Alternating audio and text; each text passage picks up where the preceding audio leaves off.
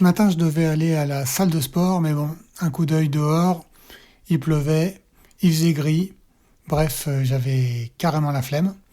Donc du coup, je suis allé directement à ma table à dessin pour mon warm-up du matin et je me suis souvenu du Freerun Challenge.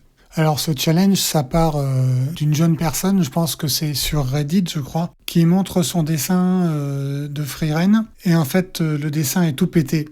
Et pour cause, puisque elle a choisi une chose qui est très très difficile, c'est de faire le personnage style manga, donc parce que freerun c'est un personnage de manga, en contre-plongée et de 3/4. Et donc la communauté, plutôt que de se moquer de lui, décide de lancer un challenge et de tenter à leur tour de faire exactement la même pose.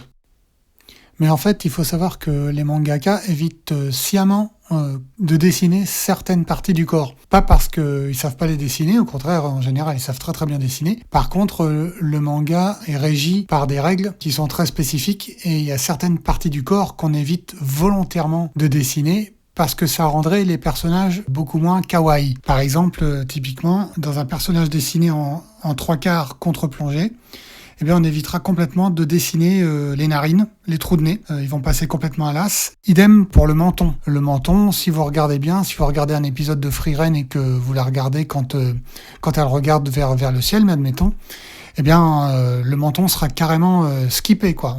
On l'évite complètement. Et la raison est simple, c'est parce que un personnage avec un menton trop proéminent, donnera l'impression d'être trop masculin. Donc si c'est un personnage féminin, on dégage le menton directement, comme ça il n'y a plus de soucis. Idem pour les narines. Les narines, c'est disgracieux, donc on les enlève complètement, on garde plus que l'ombre sur le nez. Donc voilà, cette jeune personne s'est lancée, on va dire, directement au niveau hardcore, en cherchant une pose qui, de base, même pour du dessin réaliste, reste complexe, et en plus, en tentant de la faire dans un style manga qui répond à des codes que, visiblement, il ne connaissait pas. Et donc, il s'est un peu pris les pieds dans le tapis, mais ce qui est joli, c'est la réaction de toute la communauté qui a décidé d'en faire un challenge. Et donc, moi, j'avais envie de participer un petit peu à ce joli état d'esprit, et je me suis bien amusé.